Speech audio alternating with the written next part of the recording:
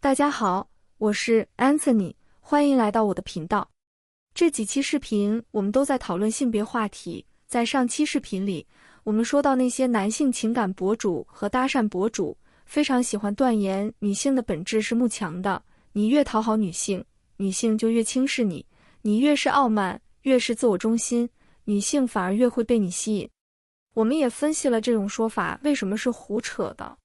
你最多只能说有一部分女性是会被打压和贬低自己的男性所吸引，而且这种倾向通常和这些女性的创伤经验有关系，但这绝不是某种与生俱来的本质。现实里同样存在大量的女性会喜欢一个老实的、不那么自信和内向的，甚至有点软弱的男人。我们也分析了这背后可能的心理状态。总之，一个人究竟会被什么样的异性吸引，这是一件高度复杂和个人化的事情。这不仅仅取决于当事人早年的依恋模式，还和他所拥有的资源、能力以及所处的社会环境、他的知识等等变量都有关系。如果我们非要在这种复杂性中去寻找一个所谓的择偶的本质，那我觉得这个本质应该是每个人都在不自觉地寻求安全感，都在试图用自己认知范围内的方式去疗愈创伤。但是每个人通往安全感的路径是千差万别、高度个人化的，这就注定了在这个世界上并不存在一套能够适用于所有人的套路。因此，当这些博主说出女性的本质就是慕强这种话的时候，他们并不是在描述女性，而是帮助他们的粉丝把自己在和具体异性相处过程中感受到的无力，外化成了一个关于性别的宏大叙事。但这种叙事只会让他们与自己的目标越来越远。那这期视频，我想来聊聊在男性情感博主口中的另一种常见视角，就是女性的性别红利，或者说性别权利。不过在开始聊之前呢，我想先说明一点，这几期视频可能引起了一些观众的不愉快，他们觉得这是站在女性立场上教训男人。但我认为，即便仅仅从男性的视角和利益出发，一个男生如果真的把女性想象成为可怕的、挑剔的、手握特权的猎食者，而把自己想象成这个体系的受害者，那么这真的是符合他的利益的吗？也许这种受害者情节可以让他感到自己的无辜，心里可以暂时好受一些，然而代价却是他会带着敌意和偏见去看待每一个遇到的女性，结果就是他越来越难和任何一个女性建立起亲密关系，然后一辈子都活在对女性的憎恨、不解和愤怒里。我想，这应该不是当事人真正想要的人生。那我会把这期视频放在心理与教育这个列表内，如果你有任何想找我探讨和咨询的话题，都可以联系我的邮箱预约。那什么是性别红利呢？就是说，女性的性别本身自带的好处。许多男性有这样的认知，他们觉得身为女性是一件非常爽的事情。在他们的想象里，女人可以随意地挑剔男人的收入、能力、身高、家境，然后对男人提出种种要求，而男人只能埋头苦干，通过努力工作，不断地证明自己，去勉强够到女人开出的标准。更糟糕的是，因为大多数女性据说都只青睐少数优秀的男性，所以普通男人之间还要进行一场残酷的内部竞争，只有少数男性才有资格被女性看上。在这套叙事里，一个男人几乎要为自己的一切感到自卑，而女性则仅仅因为自己的性别本身，什么都不用做就能享受男人的供养、讨好和追求。以上这些想法是相当有代表性的。我们可以看到一些搭讪博主，或者说所谓的男性情感博主，都在有意无意地渲染这样的观点。比如这位情感博主就讲到，他认识了在某社交平台上的一个女大学生，这个女大学生运营了一个擦边账号，靠着收门槛实现了年收入20万。所谓收门槛，就是让粉丝付费来解锁更大尺度的擦边内容。这个博主极力地描绘这个女孩赚钱有多么轻松，说她什么都不用干，每天躺在家里，就在网上营造一个乖乖女的人设。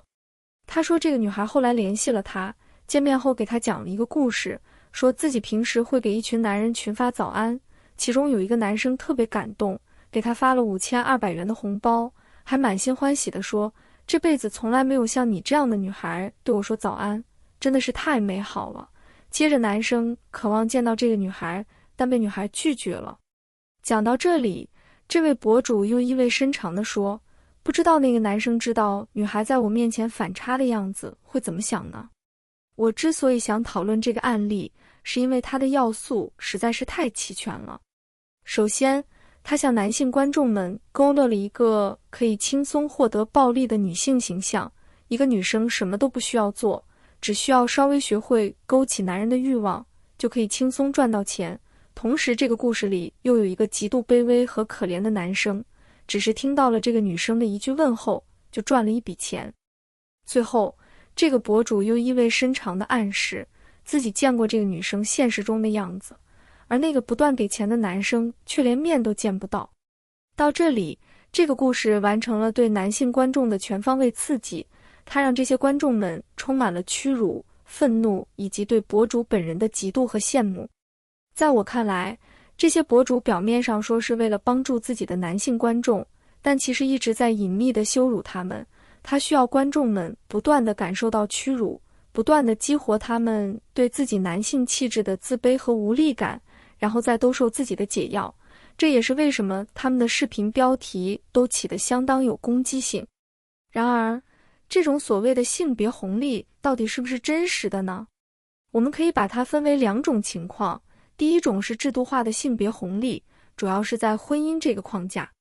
而第二种则是非制度化的，比如男人在对女性的讨好中所付出的成本。我们先来说第一种，许多男性觉得女性似乎仅仅凭借自己的性别就可以向男人要彩礼，要求买车买房，被供养，于是他们感到非常不公平。然而，那些最喜欢要彩礼的，最强调男方要供养女方的地方，通常是那些贫困、闭塞，同时父权制也比较严重的地区。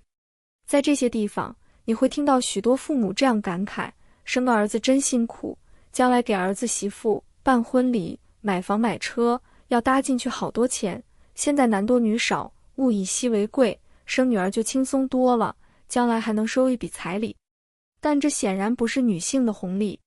例如，在这篇针对甘肃地区农村彩礼的社会学论文中，作者指出，女方的父母之所以要收彩礼，是因为他们把女儿视为泼出去的水，是劳动力的一大损失。嫁给别人的女儿不需要像儿子一样尽到赡养老人的义务，当然也不享有遗产继承的权利。当然，这里要多说一句，在现实中，我们仍然能看到许多女儿在道德绑架的压力下，并不享受或者较少地享受到分家产的权利，但在赡养老人上却承担了比儿子更多的责任。因为在传统的性别观念里，床前照料、情感陪伴等等被视为一种女性特质的工作，儿子的养老通常是出一点钱或者提供住所，而极其消耗精力的床前照料则往往是女性承担。同时，在这种重男轻女的家庭里，当女儿从小看到父母把资源都倾注在自己的兄弟上时，他们感到自己被父母忽视，而随着父母老去或者变得虚弱，同时父母溺爱的儿子却又靠不住时，女儿会有极大的动机去扮演一个全能的拯救者。他们试图通过超额的付出和牺牲，去换取在童年时期从未得到过的父母的承认和肯定。这样的女性在中国是相当多的，但这恰恰说明了她们从小到大都在被剥削和道德绑架。我们再说回彩礼，既然女儿已经是别人家的人，那么在女方父母看来，自己抚养女儿长大的花销就被视为一种需要补偿的成本。男方支付的彩礼实际上是购买女性未来几十年的家务劳动力和生育价值，当然也会理所当然地把这种债务压力转化为对妻子的隐性控制，而这笔钱通常落入了女方父母的口袋，甚至用来补贴给女孩的弟弟们。在这样的婚姻里，女性是谈不上有什么爱情的，因为一旦这笔交易达成，女性通常失去了退路，她被迫履行贤妻良母的职责。如果她在丈夫家遭受家暴或者不公的对待，她很难逃离这段婚姻，也很难从原生家庭获得支持。因此，在这种文化下，年轻男性感受到的经济压力，并不是来自女性，而是来自父权制的内部。在传统的熟人社会，一个适龄男人结不起婚，出不起彩礼，是对他男性气概和男性自尊的严重否定。为了获得在男性共同体中的合法席位，他不得不接受这套残酷的压榨。我们看到中国许多农村地区都出现过相当铺张浪费的婚礼酒席，就算欠债也要大吃大喝。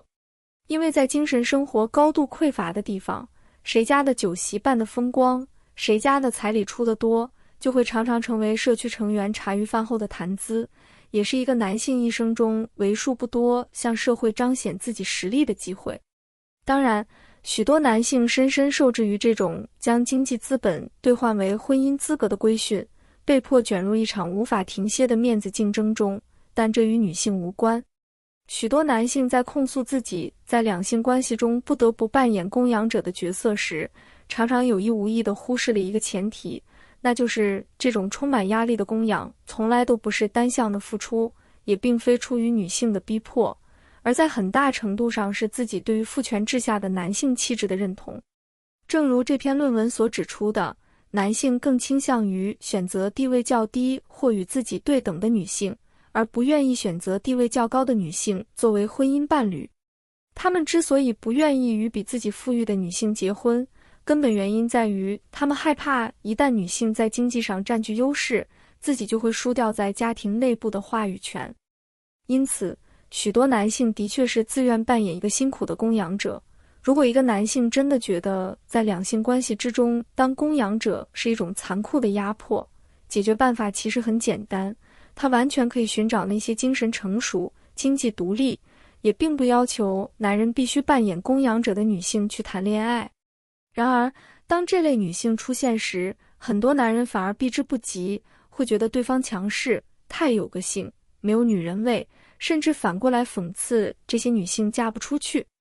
因为在不需要你付钱的女性面前，你要想获得对方的喜欢，需要个性的契合，需要真正的尊重对方，看见对方的灵魂。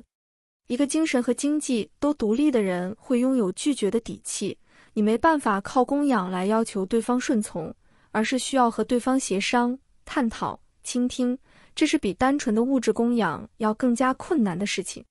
所以我们可以看到，所谓制度化的性别红利，本质上是一场误认。年轻男性感受到的那种必须掏空钱包才能娶到老婆的沉重压力，确实是真实存在的，我们从不否认这种痛苦。但这份压力并非来自对面那个女性，而是来自他自己也身处其中，同时也认同的那套文化和习俗。是这种习俗定义了一个男人的自尊和价值，把婚姻变成了男性之间互相比拼实力的竞技场。他同样也把女性贬低为一件可以被补偿的资产，然后再让男人觉得是自己在为女人花钱。在这场交易里，没有谁是真正的赢家。最后，我一直认为，看见对方的脆弱，真正的理解对方，归根到底是对自己有利的。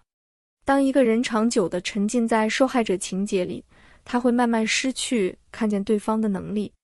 他眼里的女性不再是一个个具体的会害怕和受伤的人，而变成了一个抽象的手握特权的加害者形象。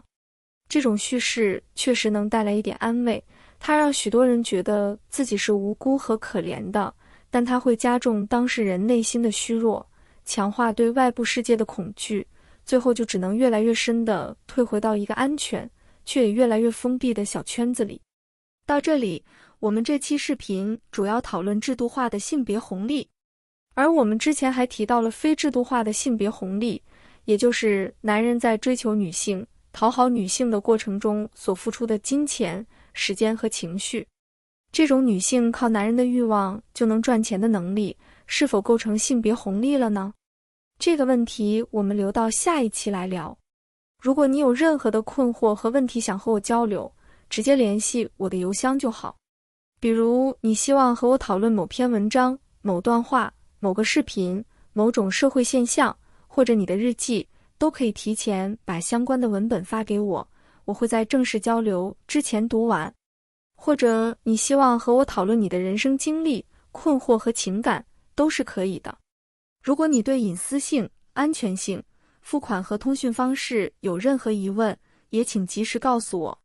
如果你无法付费或无法加入会员，也请联系我，我会提供其他方式。详情请参考这张图片。我会把这期视频放在心理与教育这个列表内，同时也推荐大家去看我这个列表内的其他视频。感谢大家的收看，再见。